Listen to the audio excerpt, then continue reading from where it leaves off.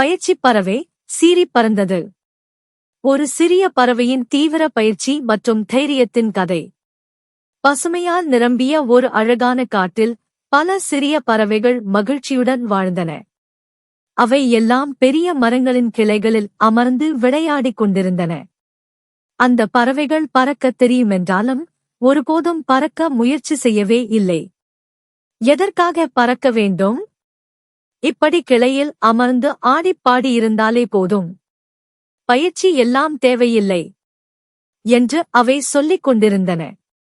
அந்த கூட்டத்தில் ஒரு சிறிய பறவை மட்டும் தினமும் கிளையிலிருந்து கீழே பறந்து மீண்டும் மேலே பறந்து பயிற்சி செய்தது.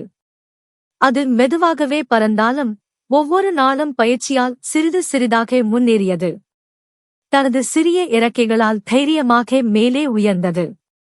மற்ற பறவைகள் அதை நோக்கி கேலி செய்தன. ஏன் இப்படி சிரமப்பட்டுக் கொண்டிருக்கிறாய்?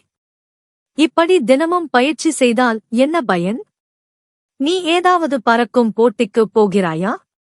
ஆனால் அந்த பறவை ஒருமுறையும் பதிலளிக்கவில்லை. முழு மனதுடன் தன்னுடைய பயிற்சியைத் தொடர்ந்தது. ஒரு நாள் காலை காட்டுக்குள் ஒரு வேட்டைக்காரன் நுழைந்தான். அவன் தோளில் ஒரு துப்பாக்கியும் கையிலே ஒரு வலையும் இருந்தது. பசுமை நிறைந்த மரங்களைச் சுற்றியும் பல பறவைகள் மகிழ்ச்சியாக அமர்ந்திருந்தன. அவற்றைப் பார்த்துவிட்டு அவன் மெதுவாக சொன்னான், இன்று நிச்சயமாக நல்ல வேட்டை கிடைக்கும் போலிருக்கிறது. அவன் மெதுவாக ஒரு மரத்திற்கருகே சென்று துப்பாக்கியை உயர்த்தி சுட்டான். டாட் என்று ஒரு பெரிய சத்தம் கேட்டது. அந்தச் சத்தத்தை கேட்ட பறவைகள் அதிர்ச்சியுடன் படபடவென்று கிளையிலிருந்து பறக்கத் தொடங்கின. அவை அவசரத்தில் பறக்க முயன்றன. ஆனால் பயிற்சி இல்லாத காரணத்தால் அவைகளால் சீறி பறக்க முடியவில்லை. சில நேரங்களில் கீழே விழுந்தன. வேட்டைக்காரன் போட்டிருந்த வலையில் பல பறவைகள் சிக்கிக் கொண்டன. அவை பயத்தில் துடித்தன. தப்பிக்க வழியே இல்லை என்று நொந்தன. ஆனால் பயிற்சி செய்த அந்த சிறிய பறவை வேட்டைக்காரனைப் பார்த்ததும் உடனே பறந்தது. அது வேகமாகவும் நேர்த்தியாகவும் வானத்தை நோக்கி உயர்ந்தது. வேட்டைக்காரனின் கண்களுக்கு அந்தச் சிறிய பறவை தெரியவே இல்லை.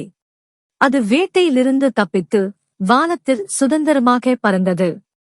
அதே நேரத்தில் இன்னும் சில பறவைகள் மரங்களுக்குள் ஒளிந்து கொண்டிருந்தன. அவை மிகவும் பயந்திருந்தாலும் அவசரமாக பறக்க முடியவில்லை. பயிற்சி இல்லாததால் அவைகளுக்கு வேகமாக பறப்பது சுலபமாக இருக்கவில்லை. வேட்டைக்காரன் வலையுடன் மறைந்து போனபின் வலையில் சிக்காமல் தப்பிய சில பறவைகள் ஆச்சரியத்துடன் பேசின. அது மட்டும் எப்படி இவ்வளவு வேகமாக பறந்து தப்பிச்சது? நம்மால் ஏன் பறக்க முடியவில்லை? அப்போது அந்த சிறிய பறவை மெதுவாக பறந்து வந்து அமைதியாகச் சொன்னது, நான் மட்டும் தினமும் பயிற்சி செய்தேன். அதனால்தான் என்னால் பயமின்றி விரைவாக பறந்து தப்பிக்க முடிந்தது. அந்த நாள் முதல் பறவைகள் அனைவரும் உணர்ந்தன. பயிற்சி இல்லாமல் தேவையான நேரத்தில் பறக்க முடியாது. பயிற்சி செய்தவனே பாதுகாப்பாக இருக்க முடியும். இக்கதையின் நெறி: பயிற்சி மனிதனை மட்டும் அல்ல, பறவையையும் பாதுகாக்கும். நன்றி.